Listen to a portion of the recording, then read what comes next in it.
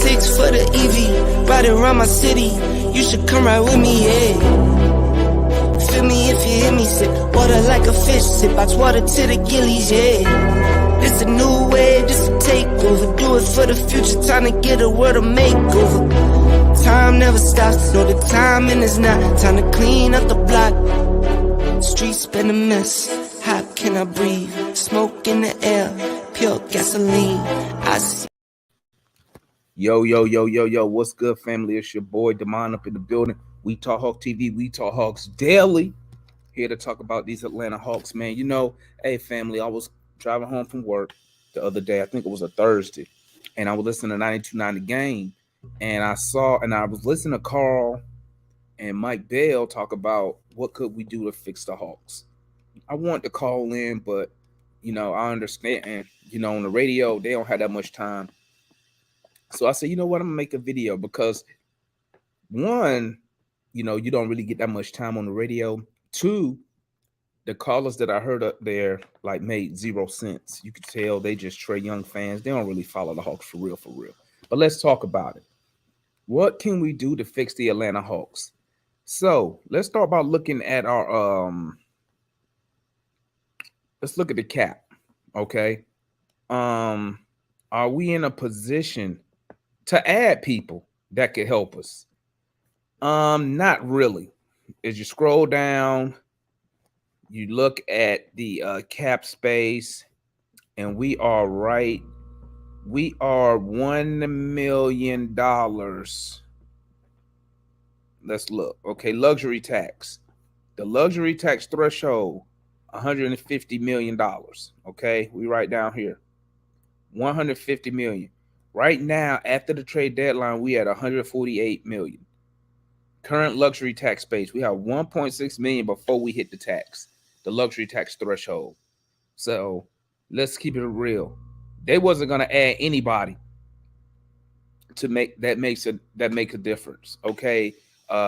When we looking at the buyout market, I don't think none of those dudes coming to play for the Atlanta Hawks, not for the Hawks, for $1.6 million. You know, we did have stuff like we still have the mid-level exception at $10 million. You had the biannual exception at $4.1 million, but they're not using that because they want to get below the cap. Okay, they want to get below the cap. They don't want to pay no tax. They feel that this team is not good enough to pay the tax for, which is cool. Okay, it's cool. So look, we took the money out. Ain't nothing we can do right now. Okay, but let me speak on what can we do to fix the team. Okay, this is the first thing that needs to happen. Tony Ressler, as the owner, he needs to get a president of basketball operations and a general manager that has no ties to the Atlanta Hawks, no ties to Trae Young, no ties to Clutch Sports, no ties to Nick Ressler. Okay, that is the major issue with this team right now.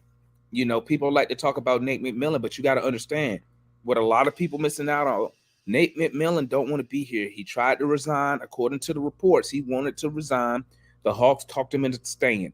So why the front office would talk a guy into staying who doesn't want to be here, and you know, we complain about his rotations. Obviously, the front office don't care, and that's why I said you need to start with the front office. Okay, once you clear out the front office and get people in here that's non-biased, that don't have no friends up in the organization or on the team, which I'm talking about the players, then your next move would be to now analyze Nate McMillan, okay? Because Nate McMillan, guys, he don't want to be here. Two, he has no power, okay? You saw that. I believe those reports through the Athletic and the AJC. I believe every last one of them. I believe that Trae Young has he got access to the executives of the organization, which isn't good. When you go back and you look at the organizations who's winning consistently, or who's always making the playoffs, who always a threat. Look at the Miami Heat. Okay, LeBron went there, tried to get Spoelstra out. No. Pat Riley said, "Nah, we don't play. That's not how it works here." So, you know, Nate McMillan, he doesn't have the support of the front office. So he can't really make no G calls. Okay. And that's probably why he want to leave, because he's like, how can I coach effectively if my players can just override me and go to the front office and whoever? Okay. Clear out the front office. Get some people in here without no ties. Okay. The next thing you need to do. Now let's look at these players. Okay. These players, bro, you don't, when you give up 130, 140 points, you're not trying to play no defense. And let's keep it real. We don't shoot good enough as a team to try to outscore nobody. So we need to up the defense. Okay? Up the defensive intensity. How can we get that defense intensity raised? That's a question right there. Some people want to blame it on the coach. I blame it on the players, because you know what? You know what I would like to see? I would like to see Trae Young, when they switching up. Listen, against the Knicks, they were trying to get the switch on Trae with Brunson, and Trae was running from it. I would like to see Trae Young, our leader, step up to the plate. And you know what? If he's scoring you, he's scoring you. Okay? But guess what? The more you keep trying to run and hide, and coaching trying to hide Trae through these switches, the more he's running from the defensive assignment on the switch, the more they going to keep trying to do it. Because now they like, okay, here go the weak link. We're going to get this switch. And I would like to see Trae Young just step up and say, you know what, move. I got him. I'm on him. Okay? I don't, DeJounte, you say what your man, I'm on this guy. And if he score, he score. It happens. You're not going to stop everybody. But I think with Trae Young taking that type of approach to the defensive side of the ball, it will get others involved. You see DeJounte Murray out there trying his hardest on the defensive side.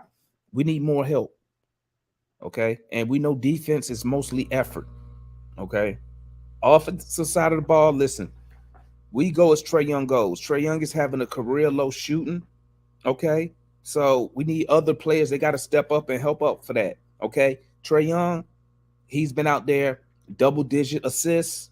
Okay? Dre Hunter, I'm looking at you. Somebody got to make up that lack of scoring we not getting from Trae. Excuse me, the lack of efficient scoring that we're not getting from Trae, where Trae shooting career lows at 40% from the field, low 30s from three on a season. Dre Hunter, looking at you, you just signed a big deal. And it's funny because when Dre Hunter attacked the basket, the dude is he's a good player. Great player. When he attacking the basket, trying to finish at the rim. When Dre Hunter getting to the free throw line between 5 to 7 times a night, he usually giving us 20 points. So I would like to see Dre Hunter step up a little bit more, get a little bit more shots. Okay. John Collins. I mean, to me, John Collins is just it's not a good fit. Not the whatever whatever Nate McMillan trying to do, John Collins is just not. He's not a good fit right now for that. So, Collins, try to get him involved if possible. Let me get on these players. Let me get on the coaching staff. Nate McMillan. I know you're old school coach. I know you don't want to be here. But let's try to keep when the young boys is cooking, let's keep them in the game. When the second unit is cooking, let's keep them in the game. I know you're an old school coach and you want to ride the starters like at the end of the game. I got you. As much as we pay our starters, you should be able to rely on them to come in and kill a game off, finish a game off, finish an opponent, which they keep continuing to fail. I would like to see Nate McMillan. Let's ride the younger guys a little bit longer. Let's ride that second unit a little bit longer, especially when they out there cooking. Ride them a little bit longer, okay? Let's get some Jalen Johnson out there. Why he only played 3 minutes the last game against the Knicks, McMillan? That's a concern for me. He should be out there. You need to be using everybody you can so we can get a spark, okay? At this point, we're just trying to salvage the season. Can it be salvaged? Yes, okay? Back to the front office. Front office. Can the season be salvaged? Yes. What does the front office need to do? You need to fire Nate McMillan. How come nobody is asking Landry Fields, why is Nate McMillan still here? Why? Tons of fans disagreeing with what he does. His rotations is terrible. He's still here. Somebody need to ask him that, because I would like to know. Because everybody be on Twitter, Hawks Twitter, be everywhere, talk about Nate McMillan sucks. And I'm like, my response is, then why the front office just don't fire him? It's that simple. Nate McMillan, thank you for your service. We appreciate what you did. We're going to go ahead and go in another direction. See how easy that is? But the Hawks, the front office, they don't want to look bad. They think if they fire him now, that'll be 2 coaches in 3 years, and they think they're going to call Trey a coach killer. At the end of the day, it's about wins. I don't care what they call Trey Young. If you fire Nate McMillan and we get another coach in and we start winning games, I don't care what they call Trey. Who cares? Okay? If we making a run, we winning 3, 4, 5 in a row. We moving up. We make some noise in the playoffs. I don't care what they call them. Because at the end of the day, it's about wins and losses. We all know that. Okay? Let's not be fooled. Okay? Let me see. And that's my thoughts on that. That's how the Hawks can salvage the season. Okay? Making those adjustments. You can start by firing Nate McMillan. Okay? But if you're gonna keep Nate, y'all front office, you got to go down there and you got to set a tone. We don't have no identity. Players got an identity, but as a team, as a collective, we have no identity. What can the Atlanta Hawks as a team hang their hat on? You know what I'm saying? Another way we can get better is playing JJ more, playing AJ more. Let them get 15, 20 minutes a night, okay? Because guess what? You never know. They could develop quick right now in the next 25 games. And who knows, if we make the playoff, they could be cooking like Crisco and be hot. They could be another star. But we won't know if you're only playing Nate and AJ 5 minutes here, 10 minutes next game, 15 one game, back to 2, 8. Come on, let's keep it consistent. Okay? Draft picks, we ain't got shit. Let's keep it a buck. We traded 3 picks in a pick swap for DeJounte Murray. So making trades is out of the question. Okay? You might want to limit some of Bogey minutes also. If Bogey not scoring, okay, you got to get him out the game, McMillan, because he's a liability on defense. It's plain and simple. It's not rocket science out here, guys. It's not rocket science. But that's my thoughts on how we can salvage the season if the season can be salvaged. Now, let me tell you, what do I think the Hawks going to do? Absolutely nothing. Absolutely nothing. We're going to ride it out. They're going to try to fire Nate McMillan at the end of the season, which I don't understand. Why you going to wait till the end of the season? If you're going to fire him, just fire him now. But I don't think they're going to do nothing. Landry Fields came on 92-90 game talking some nonsense, player empowerment. Ain't nobody trying to hit on player empowerment. Player empowerment, we below 500. He over here talking about some player empowerment. They need to be player getting some shots up. They need to be player practicing some defense, playing defense, working on the basketball IQ. Okay? That's what they need to be doing instead of some player empowerment and player having access to higher ups. Who cares? No one cares about that nonsense. Okay? When we a game below 500, the same place we were last year. So I'm hoping the Hawks can put something together after this all-star break, mental break, physical break, come back, and we can make a run and make some noise in the playoffs, man. But it's your boy, Demond. Y'all know what time it is. We Talk Hawks TV. We Talk Hawks daily. Tap in with me. We about to get this morning show back up popping once again. So y'all tap in with your boy. Y'all know how we get down, man. It's your boy, Demond. I'm up out of here. Y'all stay up. Like, comment, subscribe. Let me know what y'all think. Can the season be saved? Leave it in the comments. It's your boy. We up out of here. Peace.